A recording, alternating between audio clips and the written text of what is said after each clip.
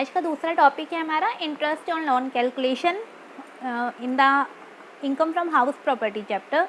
अभी तक हमने जो है जीएबी कंसीडर कर लिया है, realised unrealised rent, municipal tax, standard deduction 24A, recover of rent, ये सब चीज़ें डिस्कस कर चुके हैं। अब जो लास्ट टॉपिक जो मेन बचता है वो है interest on loan calculation. Interest on loan calculation जो है ये अंडर सेक्शन 24B के अंदर आता है, ठीक है। 24 सब सेक्शन बी बोल सकते हैं आप इसे। इसमें सबसे पहले इंटरेस्ट और लोन कैलकुलेशन के लिए हमें कुछ पॉइंट्स जो है वो याद रखने पड़ेंगे। उसको फर्स्ट ऑफ ऑल उन्हीं को चेक करना है, चेक इट फर्स्ट। अगर सबसे पहले वो चेक करने के बाद ही हम इंटरेस्ट और लोन कैलकुलेशन स्टार्ट करेंगे। तो इसमें से जो ये 4 पॉइंट्स लिखे हुए हैं, ये 4 पॉइंट्स आपको माइंड में रखने हैं। फर्स्ट है इसमें loan should be taken for the house property purpose, मतलब लोन जो है वो हमारा हाउस प्रॉपर्टी पर्पस के लिए ही होना चाहिए। लाइक परचेज हो गया, परचेज करना, कंस्ट्रक्शन करवाना, रीमॉडलिंग, रिनोवेशन, इस टाइप के पर्पस होने चाहिए। Means except then house property purpose हमें कंसीडर नहीं करने हैं। जस्ट लाइक मैरिज हो गया पर्पस, या कोई बिजनेस पर्पस हो गया, या कोई एसेट्स परचेजिंग पर्पस हो गया, इस टाइप से हमें ये पर्पस जो है वो कंसीडर नहीं करने। हमें मेनली जो पर्पस लेना है वो घर से रिलेटेड ही लेना है। वो पर्पस हमारे घर को खरीदने के, घर को बनाने के, घर को रिनोवेट करवाने के, रिमॉडलिंग करवाने के, ये सब चीज़ें हो सकती है।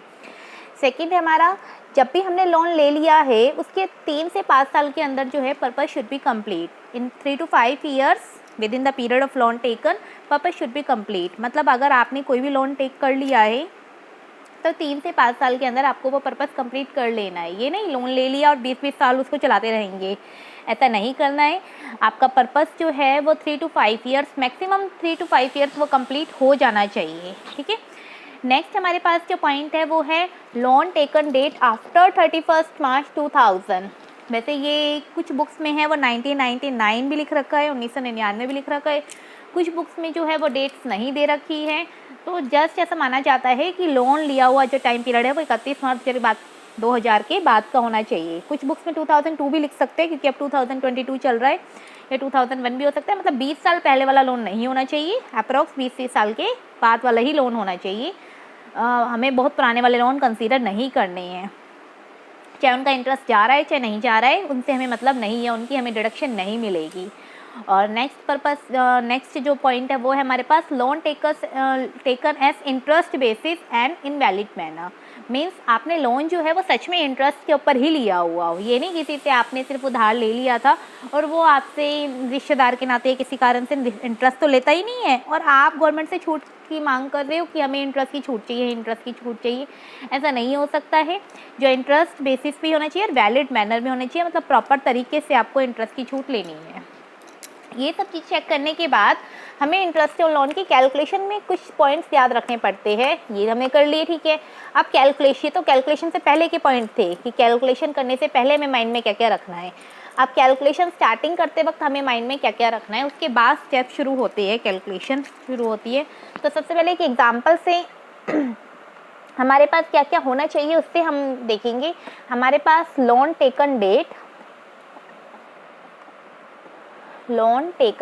जैसे मैं एग्जांपल से ही आपको स्टेप्स भी रिकॉग्नाइज करवा रहे हैं। तो लोन टेकन डेट जो है वो जस्ट लाइक हो गई 1 अगस्त की बजाय हम 1 अक्टूबर ले लेते हैं। 1 अक्टूबर 2017 को लोन लिया था, ठीक है ना। 1 अक्टूबर 2017 को लोन लिया था। कंस्ट्रक्शन स्टार्ट की डेट है,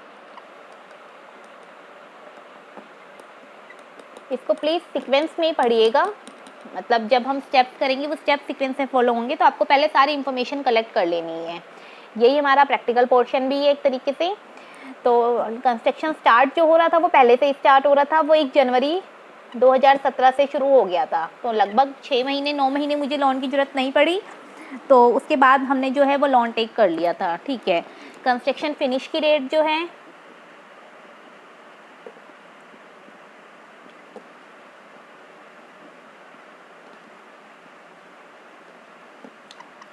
वो 31 दिसंबर 2022 तो भी आया नहीं है, तो 2021 ले लेते हैं, ठीक है। उसके बाद जो है हमारे पास लोन अमाउंट 1 लाख रुपए, भी छोटा सा ही ले रहे हैं हम सिर्फ समझाने के लिए। लोन इंटरेस्ट रेट, इसको प्रो रेट भी बोलते हैं, pro interest rate at the rate 10%, ताकि कैलकुलेशन जो है वो थोड़ी इजी तरीके से हो जाए जल्दी विदाउट कैलकुलेटर। उसके बाद लोन कुछ रिपेड किया था, लोन टेक जो लिया था 1 लाख रुपए वो इस दिन लिया था, लोन रिपेड किया मैंने 20,000 रुपीज़ जो है वो हमने 1 दिसंबर, जल्दी ले लेते हैं कुछ, 1 अगस्त या 1 अक्टूबर 2021 को पे कर दिए थे, ठीक है, इतने रुपए मैंने पे कर दिए थे, ठीक है। अब बाकी का लोन जो है वो पेंडिंग है। तो ये कुछ पॉइंट्स जो है हमें पहले देख लेना है। अच्छा, लोन पर्पस क्या था? पर्पस जो है वो कंस्ट्रक्शन का पर्पस लिखा है मैंने, तो कंस्ट्रक्शन का पर्पस था। सबसे पहले तो हमें ये क्वेश्चन देख लेना है कि हमारे जो पॉइंट्स थे, हमने जो भी 4 पॉइंट्स कंसीडर किए वो सारे फुलफिल हो भी रहे हैं नहीं हो रही है। फर्स्ट पर्पस था कि पर्पस आपका क्या होना चाहिए, फर्स्ट कंडीशन, तो कंस्ट्रक्शन पर्पस है, ठीक है। 3 से 5 साल के अंदर लोन लेने के घर बन जाना चाहिए, तो मैंने आपको जो तारीख दिखी है वो 4 साल में लगभग घर जो है वो बन के तैयार हो चुका है, 4 सवा 4 साल में। उसके बाद था कंडीशन की लोन जो है 31 मार्च 2000 के बाद का होना चाहिए। हाँ, लोन जो है 2017 में है, तो ये कंडीशन ही पूरी है। लोन प्रॉपर वैलिड बैनर में होना चाहिए, तो इंटरेस्ट रेट दे रखी है, तो इसका मतलब आपने तरीके से लिया है, और हम मेंशन कर देते कि SBI से ले रखा है। चलो, ये सब चीज़ें जो है वो होने के बाद हमें स्टेप्स कैसे फॉलो करने हैं, तो ये आपको विजिबल हो रहे होंगे, तो एक एक करके स्टेप जो है वो फॉलो करने हैं। सबसे पहले आता है स्टेप 1। फर्स्ट स्टेप में जो होता है वो अपने प्रीवियस ईयर का इंटरेस्ट ऑन लोन कैलकुलेशन होती है, ठीक है। Previous year interest on loan calculation में एक एक स्टेप करके जो है वो पॉइंट हटाते चले जाएंगे। स्टेप 1 कितना ही विजिबल हो पाएगा, इतना ही हमारे पास स्पेस है। तो स्टेप 1 होता है प्रीवियस ईयर। आपका जो प्रीवियस ईयर आपको पता होना चाहिए 1 अप्रैल 2021 से 31 March 2022। Previous year interest on loan calculation, previous year की interest on loan calculation, previous year में कितना लोन बकाया है। ये जिन बच्चों का अकाउंट्स आता है, मैथ्स आता है, वो बड़े इजी तरीके से कर सकते हैं। देखिए, 1 अप्रैल 2021 से 31 मार्च जो 2022 है, पूरा तो 1 लाख रुपए नहीं था, क्योंकि बीच में हमने कुछ पेड भी किया है। अगर रिपेड अमाउंट नहीं है तो आपका फुल लोन के ऊपर लग सकता है, आपने कुछ पे नहीं किया होगा। लेकिन आपके पूरे साल आपने देखो कैसे किया, अप्रैल मई जून जुलाई अगस्त सितंबर, अप्रैल मई जून जुलाई अगस्त सितंबर, 6 मंथ्स तो आपका 1 लाख रुपए था, तो 1 लाख के ऊपर 10% से 6 महीने का, ठीक है। बाकी फिर आपने क्या किया, 1 लाख में से आपने 20,000 पेड कर दिए। जब पेड कर दिए तो फिर उसके ऊपर इंटरेस्ट थोड़ी ना दोगे, अब आपका कम हो जाएगा। तो 80,000 का 10% से इंटरेस्ट का फॉर्मूला आपको आना चाहिए, अमाउंट इंटू में रेट इंटू में टाइम पीरियड।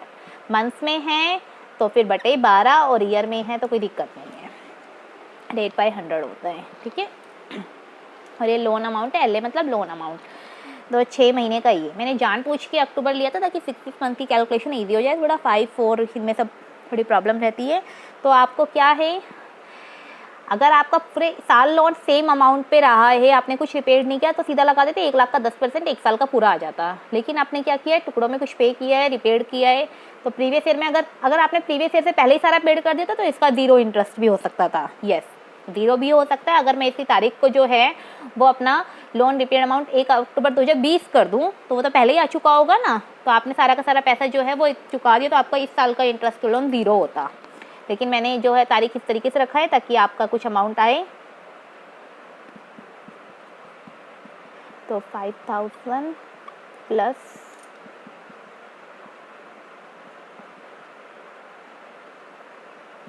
ये 9,000 का इंटरेस्ट जो है ये फर्स्ट ईयर का है आपका, ठीक है। 9,000 का जो इंटरेस्ट है वो फर्स्ट ईयर का है आपका, मतलब आपके प्रीवियस ईयर का है। ये आपको स्टेप याद रखना है। फर्स्ट स्टेप में जो हमारे पास इंटरेस्ट निकला है वो 9,000 का निकला है, ठीक है। फर्स्ट स्टेप में 9,000 का इंटरेस्ट निकला है। ये क्वेश्चन को रिमूव नहीं कर सकते, इसलिए हम स्टेप बाय स्टेप रिमूव कर रहे हैं। तो फर्स्ट स्टेप आपका क्या होता है, फर्स्ट स्टेप होता है, मैं यहाँ पे सारे स्टेप मेंशन कर रही हूँ साथ साथ। स्टेप 1 जो होता है वो होता है previous year interest on loan calculation, ठीक है। स्टेप 2 यहाँ पे हम डिफरेंट 6 to 7 स्टेप्स कंसीडर करेंगे। तो हमारे पास स्टेप 1 जो हमने लिखा है वो लिखा है अपना previous year interest on loan calculation, यहाँ पे previous year interest on loan calculation. अब हमारे पास आ रहा है स्टेप 2। स्टेप 2 जो होता है वो बहुत बहुत इंपॉर्टेंट है। स्टेप 2 गलत होते के साथ ही क्वेश्चन वहीं के वहीं ख़त्म। तो स्टेप 2 जो होता है उसका pre construction period calculation, pre construction period calculation, PCP, ठीक है, कुछ बच्चे शॉर्ट फॉर्म में इसको पीसीपी बोलते हैं। तो प्री कंस्ट्रक्शन की बिगिनिंग और पीसीपी की एंडिंग, ये बहुत इंपॉर्टेंट है, इसको ध्यान से समझना। पीसीपी की बिगिनिंग तो हमेशा होएगी कंस्ट्रक्शन स्टार्ट की डेट, पीसीपी की बिगिनिंग होगी कंस्ट्रक्शन स्टार्ट की डेट, जब कंस्ट्रक्शन स्टार्ट हो रहा है। लेकिन अगर कंस्ट्रक्शन स्टार्ट की डेट आपके पास नहीं है तो आप लोन टेकन की डेट भी ले सकते हैं। वैसे फर्स्ट प्रायोरिटी जो होती है वो कंस्ट्रक्शन स्टार्ट की डेट की पीसीपी, प्री कंस्ट्रक्शन पीरियड मतलब आपका जो कंस्ट्रक्शन है वो स्टार्ट कब हुआ है वो लेना है। अगर आपके पास पीसीपी नहीं है तो आप लोन टेकन डेट को अपना यूज़ कर सकते हैं, ठीक है। वैसे प्री कंस्ट्रक्शन पीरियड कैलकुलेशन, ठीक है, प्री कंस्ट्रक्शन पीरियड निकालना है हमें। तो पीसीपी बिगनिंग हमारे पास कंस्ट्रक्शन स्टार्ट की डेट है 1 जनवरी 2017। प्री कंस्ट्रक्शन का स्टार्टिंग तो हो गया, अगर ये ना हो, प्री कंस्ट्रक्शन स्टार्टिंग ना हो तो आप लोन टेकन की डेट को भी यूज़ कर सकते हैं। हो तो प्री कंस्ट्रक्शन उसी को यूज़ कीजिए। एंडिंग हमेशा लेनी है 31 मार्च, हमेशा 31 मार्च लेनी है। चलो 31 मार्च तो लिख दी। मेन है ईयर, ईयर कौन सा लेना है, कंस्ट्रक्शन ख़त्म होने से जस्ट पहले वाले 31 March, 31 March just before construction end, construction end होने से जस्ट पहले वाले 31 मार्च तो कौन से ईयर में गया होगा, 2021 में ही तो गया होगा। इससे पहले वाला मार्च जो है इसी साल ही तो गया होगा। अगर ये होता 2020 तो इससे पहले वाला मार्च जो है 2020 में जा रहा था। अगर 31 दिसंबर की बजाय ये होता 28 फरवरी 2021 तो उससे पहले वाला मार्च जाता 2020 में, मतलब हमें साल ही चेंज हो जाता है हमारा। और अगर ये खुद 31 मार्च होता तो उससे जस्ट पहले वाला 31 मार्च लेना है। मतलब आपको 2-3 चीज़ें याद रखनी है।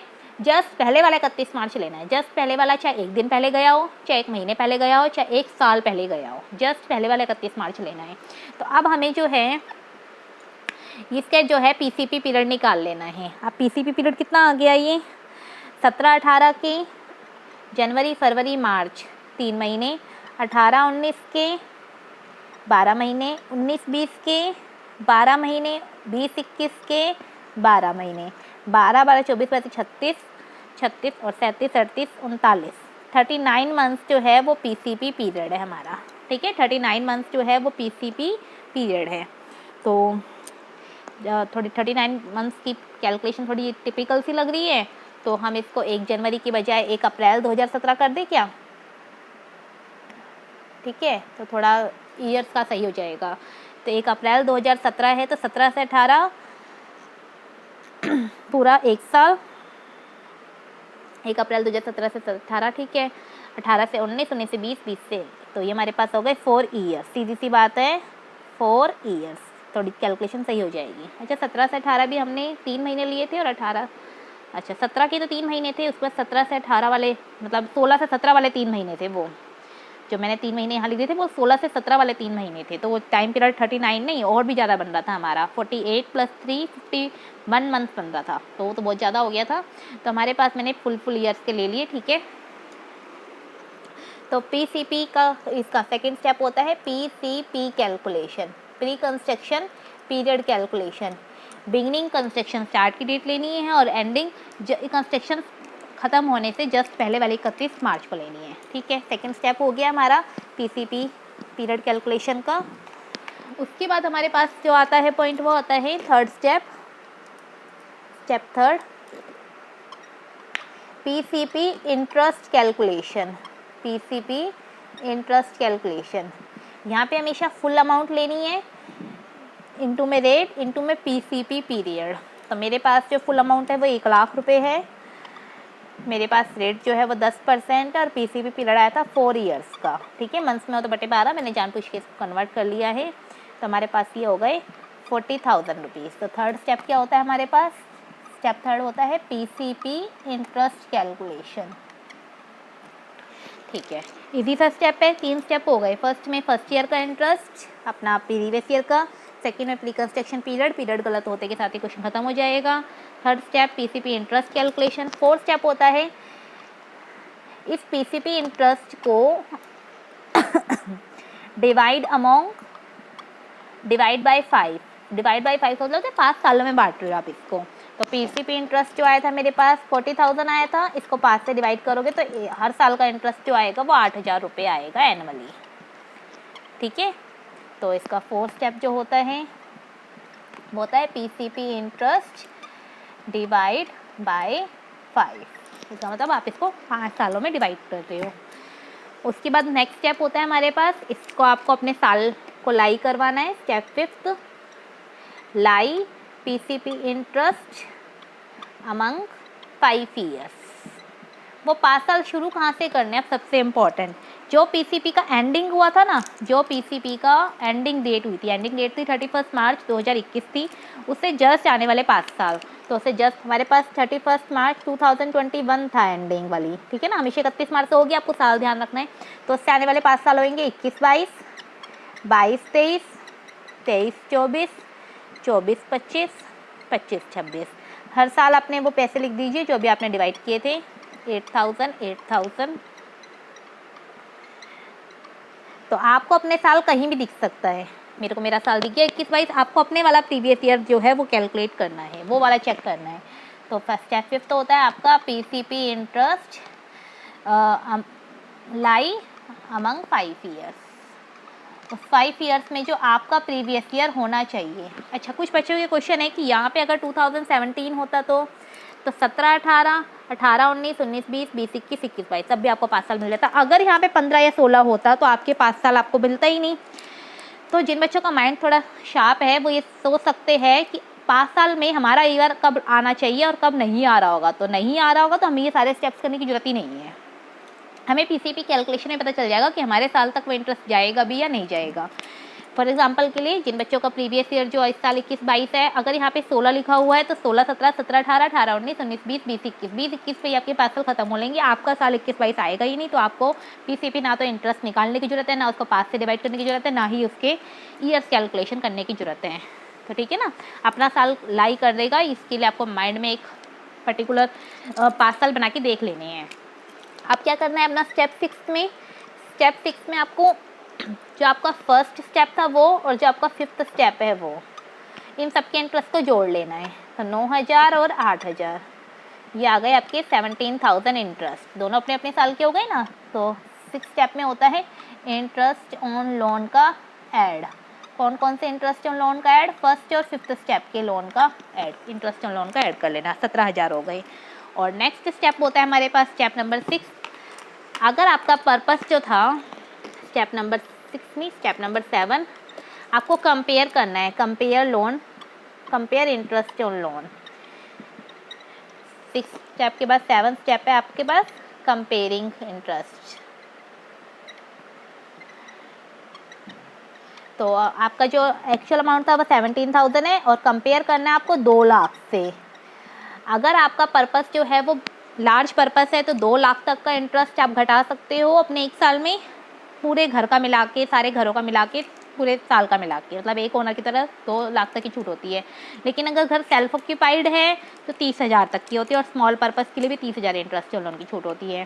तो मेरा घर जो था कंस्ट्रक्शन पर्पस के लिए था, लेट आउट के लिए दे रखा था, तो 2 लाख से कंपेयर करूँगी। जो छोटा है आपके पास, जो क्या है स्मॉल है, उसकी वैलिडिटी होगी अंडर सेक्शन 24B में, वो घटेगा। तो आपके पास जो इंटरेस्ट लोन घटेगा वो 17,000 घटेगा। बाई चांस ये 2,17,000 आता तो फिर 2 लाख तक ही मैक्सिमम घट सकता था। ठीक है, तो which ever is comparing interest loan में विच एवर इज लोअर, उस लोअर की अमाउंट 2 है, 2 लाख रुपए और 30,000 रुपये। बाकी सारे पर्पस में 2 लाख रुपए, एक स्मॉल पर्पस में और एक सेल्फ ऑक्यूपाइड बिना किसी हेल्प के निकाला हो, मतलब दे रखा हो सेल्फ ऑक्यूपाइड नॉर्मल, और कोई रेट्स वगैरह मेंशन ना हो तो 30,000 रुपये तक। 2 ही पर्पस में 30,000 है, अदरवाइज सब जगह जो है वो 2 लाख तक मेंशन है। तो आपके पास इंटरेस्ट ऑन लोन जो कैलकुलेशन होता है वो बहुत इंपॉर्टेंट टॉपिक में आता है। इसके 7 स्टेप जो है एक बारी फिर भी आप रिकॉल कर सकते हैं। फर्स्ट स्टेप जो होता है वो हमारे पास है प्रीवियस ईयर इंटरेस्ट और लोन कैलकुलेशन। सबसे मेन आपको प्रीवियस ईयर का इंटरेस्ट और लोन कैलकुलेशन आना चाहिए। प्रीवियस ईयर इंटरेस्ट और लोन कैलकुलेशन कैसे की थी, अमाउंट इंटू में रेट इंटू में मंथ्स, और आपके मंथ्स जो है वो 21-22 की कितने महीने में आपने कितने रुपए तक का लोन चढ़ेगा, उसका इंटरेस्ट चढ़ेगा, वो याद रखना है। सेकंड स्टेप था आपका पीसीपी कैलकुलेशन। पीसीपी कैलकुलेशन में प्री कंस्ट्रक्शन बिगनिंग और pre construction ending. Pre construction beginning में लेना था आपको कंस्ट्रक्शन स्टार्ट की रेट, अगर कंस्ट्रक्शन स्टार्ट नहीं है तो लोन टेकन की रेट, ठीक है, दोनों में से एक को आपको वैलिड रखना है। पीसी और एंडिंग में लेना था जस्ट पहले वाली 31 मार्च, एंडिंग से जस्ट पहले वाली 31 मार्च, चाहे वो 1 महीने पहले गई हो, चाहे वो 1 दिन पहले गई हो, चाहे वो 1 साल पहले गई हो, जस्ट पहले वाली 31 मार्च लेनी है। थर्ड स्टेप में था पीसीपी इंटरेस्ट कैलकुलेशन। इसमें फुल अमाउंट रहती है इंटू में रेट इंटू में टाइम पीरियड, जो अपने आपने पीसीपी पीरियड निकाला था उसी का साथ कैलकुलेट करना है। फोर्थ स्टेप है पीसीपी का जो इंटरेस्ट आया है उसको डिवाइड बाय 5, उसको 5 सालों में बांटना है तो उसको 5 से आप डिवाइड कर देंगे। फिफ्थ स्टेप में आपको उस 5 सालों को बना के देखना है कब से स्टार्ट करने हैं, जो आपने प्री कंस्ट्रक्शन एंडिंग लिखा था उसके जस्ट अगले दिन से शुरू कर लेना है, ठीक है। 31 मार्च तो हो गया था वो, उसे जस्ट अगले 5 साल बनाने हैं तो उससे अगले दिन से वो 5 साल आपको कैलकुलेट करने हैं, उनमें वो सेम अमाउंट आपको मेंशन कर देना है। स्टेप 6 में क्या किया था, जो स्टेप 1 का इंटरेस्ट निकला था और जो स्टेप 5 का इंटरेस्ट निकला था उन दोनों को ऐड कर देना था। स्टेप 7 में करना है आपको जो भी इंटरेस्ट और लोन आया उसको कंपेयर करना है 2 लाख रुपये से, ठीक है। एक ओनर के द्वारा अपने पूरे साल का जो इंटरेस्ट और लोन वो घटा सकता है, वो 2 लाख रुपये तक घटा सकता है अंडर सेक्शन 24B में। हाउस प्रॉपर्टी का इंटरेस्ट ऑन लोन, अगर वो उसका पर्पस जो है वो स्मॉल पर्पस है, मतलब उसने रिमॉडलिंग रिनोवेशन के लिए लोन लिया है वो भी स्मॉल पर्पस के लिए, या फिर वो सेल्फ ऑक्यूपाइड घर जो है वो खुद यूज़ करता है, खुद ही रहता है और उसके लिए कोई कैलकुलेशन के पॉइंट्स भी नहीं दे रखे, तो 30,000। 2 केसेस में 30,000 है, अदरवाइज जो है वो 2 लाख से आपको कंपेयर करना है। जो भी इंटरेस्ट ऑन लोन छोटा होगा उसने की आपको डिडक्शन जो है अंडर सेक्शन 24B में मिल जाएगी इंटरेस्ट ऑन लोन की। एचपी में इंटरेस्ट ऑन लोन के कारण ही एचपी के लॉसेस आते हैं, इनकम कम हो रही होती है और इंटरेस्ट ज़्यादा जा रहे होते हैं, तो मेन रीज़न एचपी लॉसेस का हो सकता है इंटरेस्ट ऑन लोन, ठीक है। इसको करने के बाद हमारा एक छोटा सा पॉइंट और रह गया है, उसको भी डिस्कस कर लेते हैं। एचपी पॉजिटिव आए तो कैसे और एचपी नेगेटिव आए तो कैसे, ठीक है। एचपी की मतलब इनकम आए तो कैसे और एचपी की लॉस आए तो कैसे, इसको कवर अप करेंगे। तो अगर आपकी इनकम फ्रॉम एचपी है, इनकम फ्रॉम एचपी, और अगर आपके पास है लॉस फ्रॉम एचपी, विजिबल है, यस। इनकम फ्रॉम एचपी अगर आपकी एचपी पॉजिटिव है, सब कुछ कटाने प्लस करने सब कुछ ऐड करने का कोई दिक्कत ही नहीं है, वो टैक्सेबल हो जाएगी आपकी। टैक्सेबल करने से पहले एचपी जो है अपने हेड से पैसा दे सकता है, किस हेड को दे सकता है, एचपी जो प्रोफेशन या बिजनेस में अगर कोई लॉस हो रहा है तो वो से एचपी के इनकम से सेट ऑफ हो सकता है, ठीक है। एचपी मतलब किसे पैसा दे सकता है, प्रोफेशन या बिजनेस के लॉस को कवर अप करने के लिए, या अगर एचपी की खुद मतलब एचपी पहले खुद को भी देगा, एचपी सेल्फ के लॉस को भी दे सकता है। जैसे एक घर से इनकम है और एक घर बिजनेस को चाहिए तो बिजनेस को देगा, अभी हम पाई चार्ट पढ़ेंगे तब हम सेट ऑफ सीखेंगे। लेकिन अगर लॉस फ्रॉम एचपी है, आपके पास एचपी का क्या है, नेगेटिव है, तो एचपी ले किसे सकता है, एचपी सारे हेड से ले सकता है, किसी से भी। एचपी ले सकता है सैलरी से, एचपी ले सकता है पीजीबीपी से, कैपिटल गेन से, अदर सोर्सेज से, अपने खुद से तो लेगा ही लेगा। सैलरी से ले सकता है,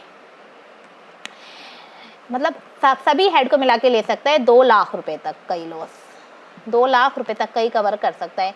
अगर सैलरी से ही 2 लाख ले लिए तो बाकी किसी हेड के पास से कितना ही पैसा और एचपी का कितना ही लॉस बच रहा हो वो कवर अप नहीं होगा, तो फिर वो क्या होगा, फिर वो कैरिड फॉरवर्ड हो जाएगा next, carried forward to next 8 years के लिए, ठीक है। अगले 8 सालों के लिए उस लॉस को हम कैरिड फॉरवर्ड कर देंगे, अगले साल की इनकम से सब कटाएंगे, फिर अगले साल की, फिर अगले साल की, ऐसे वो कैरिड फॉरवर्ड तो चला जाएगा। मीन्स एचपी जो है पॉजिटिव होने के बाद अपने खुद के लॉस को या पीजीबीपी के लॉस को दे सकता है, लेकिन नेगेटिव होने के बाद सबसे ले सकता है, लेकिन प्रायोरिटी मिलेगा पहले सैलरी से, पहले एचपी से खुद से, फिर सैलरी से, फिर पीजीबीपी से, कैपिटल गेन से, वन से, लेकिन कुल मिला के 2 लाख रुपये तक ही मैक्सिमम कवर अप कर सकता है। इससे ज़्यादा जो है एचपी का लॉस जो है वो सेट ऑफ नहीं होता है।